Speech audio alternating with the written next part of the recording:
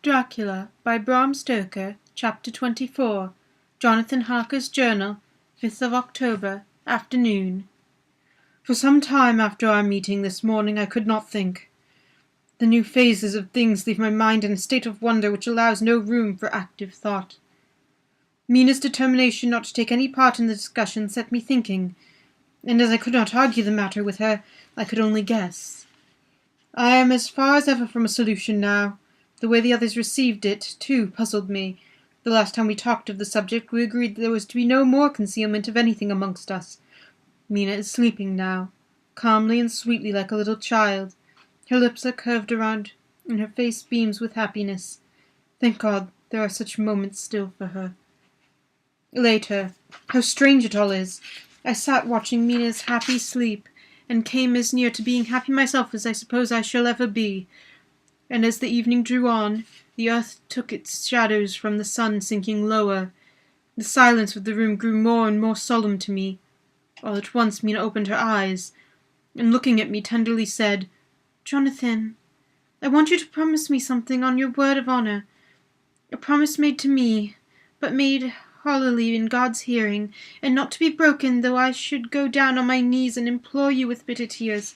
Quick, you must make it to me at once." "Mina," I said, "I promise like that. I cannot make it once. I may have no right to make it." "But, dear one," she said, with such spiritual intensity that her eyes were like pole stars, "it is I who wish it, and it is not for myself. You can ask Dr. Van Helsing if I am right. If he disagrees, you may do it as well. Nay, more, if you all agree later, you are absolved from the promise." "I promise," I said, and for a moment she looked supremely happy, though to me all happiness for her was denied by the red scar on her forehead. She said, "Promise me that you will not tell anything of the plans formed for the campaign against the Count. Not by word or inference or implication. Not at any time whilst this remains to me."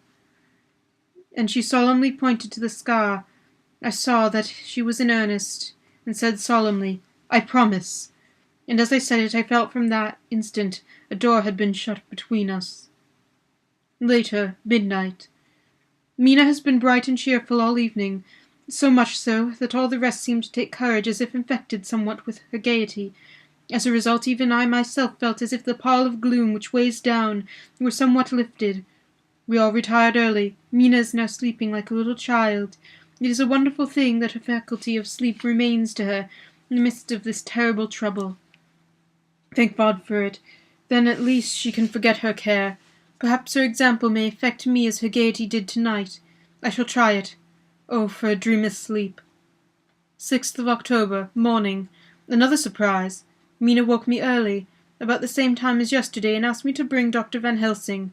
I thought that was another occasion for hypnotism, and without question went for the professor. He had evidently expected some such call, for I found him dressed in his room. His door was ajar, so that he could hear the opening of the door of our room. He came at once. As he passed into the room, he asked Mina if the others might come too. "No," she said quite simply. "It will not be necessary. You can tell them all just as well. I must go with you on your journey." Dr. Van Helsing was startled as I was. After a moment's pause he asked, "But why?" "You must take me with you. I am safer with you, and you shall be safer too." "But why, dear Madam Mina? You know that your safety is our solemnest duty. Should we go into danger, which you are, or may be, more liable than any of us from circumstances, things that have been." He paused, embarrassed. As she replied, she raised a finger and pointed to her forehead. "I know. That is why I must go. I can tell you now, whilst the sun is coming up, I may not be able again. I know that when the Count wills me I must go. I know that if he tells me to come in secret, I must come by wile, by any device to hoodwink, even Jonathan." God saw the look that she turned on me as she spoke, and if there be a recording angel, that look is noted to her everlasting honour. I could only clasp her hand. I could not speak. My emotion was too great even from the relief of tears. She went on. "You men are brave and strong. You are strong in your numbers, for you can defy that which would break down the human endurance of one who had to guard alone. Besides, I may be of service, since you can hypnotize me, and learn that which I myself do not know. Dr. Van Helsing said very gravely, "Madame Mina, you are as always most wise.